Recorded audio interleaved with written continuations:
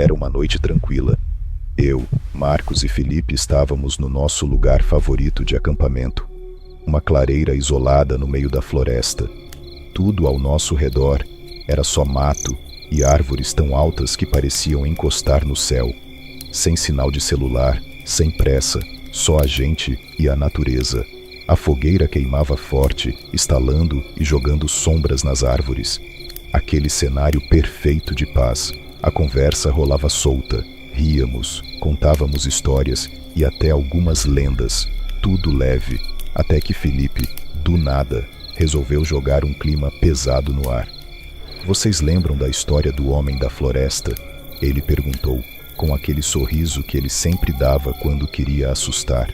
Marcos resmungou, falando que a história era pesada demais. Disse que ficou uma semana sem dormir depois da última vez que Felipe contou. Felipe sorriu e continuou.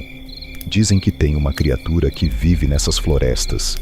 Ele não é bem um homem, mas também não é um animal. É algo entre os dois. E quando a noite fica muito quieta, é quando ele aparece. Observa você enquanto dorme, esperando a hora certa de atacar. Falei para ele parar, mas aquela história ficou na minha cabeça. Apagamos a fogueira e entramos nas barracas.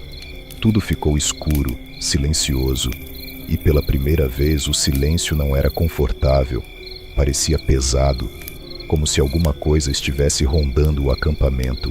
Eu virei de lado dentro da barraca, tentando me convencer de que estava tudo bem, mas o barulho da floresta parecia diferente. O vento fazia as árvores estalarem de um jeito estranho, ou talvez fosse só minha cabeça pregando peças. Até que ouvi o primeiro estalo, um galho quebrando bem perto. Parecia que alguém, ou alguma coisa, estava pisando ali. Prendi a respiração. O estalo parou. Por um momento, só o silêncio. Depois veio outro som, mais fraco, mas ainda mais assustador. Arranhões. Algo estava raspando na lona da barraca do Marcos. Não era um animal pequeno, era mais forte, contínuo, como se estivesse testando a resistência da lona. Ouvi Marcos murmurar lá dentro, com a voz baixa e tremendo. Quem? Quem tá aí? Ninguém respondeu. Só o som das garras que continuou, cada vez mais rápido, como se aquilo estivesse ficando impaciente. E então a barraca do Marcos foi puxada com uma força absurda. Ouvi ele gritar. Um grito que foi cortado no meio, abafado pela lona. Quando eu me dei conta, ele tinha sumido. A barraca dele não estava mais lá. Marcos, chamei com a voz falhando. O silêncio que veio depois parecia zombar de mim. Tentei me levantar, mas minhas pernas tremiam. Peguei a lanterna e saí da barraca devagar. Minha mão suava tanto que quase deixei a lanterna cair. A floresta estava mais escura do que o normal. O ar estava pesado, com um cheiro estranho, algo entre terra molhada e ferrugem, como sangue. Chamei por Felipe e nada. Só o barulho da minha própria respiração. Foi quando vi entre as árvores que algo se mexia. No começo achei que fosse um animal, mas não era. Era alto demais. Os braços eram finos e compridos, e a cabeça pendia de um jeito estranho, como se o pescoço estivesse quebrado. Mas o pior eram os olhos. Duas luzes vermelhas brilhando no escuro, como brasas que nunca se apagam. Aquilo estava me olhando. Fiquei paralisado. Meu corpo não obedecia. Eu queria correr, gritar, fazer qualquer coisa. Mas tudo que consegui foi ficar ali, encarando aquela coisa. De repente, um grito desesperado ecoou pelo acampamento. Corre! Felipe saiu da barraca, ofegante, os olhos arregalados de pavor. Corre agora! A criatura se moveu tão rápido que parecia flutuar. Os braços longos e retorcidos se esticaram, quase tocando Felipe. Eu corri, mas não para longe. Corri em direção a Felipe. Eu precisava ajudar, mas infelizmente não cheguei a tempo. A criatura o alcançou. Um dos braços finos e deformados envolveu Felipe e o grito dele foi cortado no meio. como se tivessem desligado o som. Ele desapareceu na escuridão. Eu parei no meio do caminho. Não tinha mais o que fazer. A única coisa que restava era correr. E foi o que fiz. Corri de volta para o acampamento. As árvores pareciam se fechar ao meu redor. Quanto mais eu corria, mais perdia a noção de onde estava.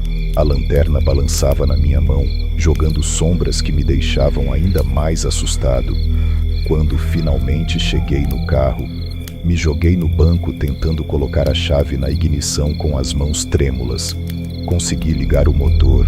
A luz dos faróis cortou a escuridão, mas eu sabia que aquilo ainda estava por perto. Olhei pelo retrovisor e os olhos vermelhos ainda estavam lá, brilhando entre as árvores. Eu pisei no acelerador e não olhei mais para trás. Na manhã seguinte, a polícia foi até o local do acampamento. Eu não fui com eles. Mal conseguia sair da cama. Passei a noite inteira acordado, tremendo, tentando convencer a mim mesmo de que tudo tinha sido um pesadelo horrível.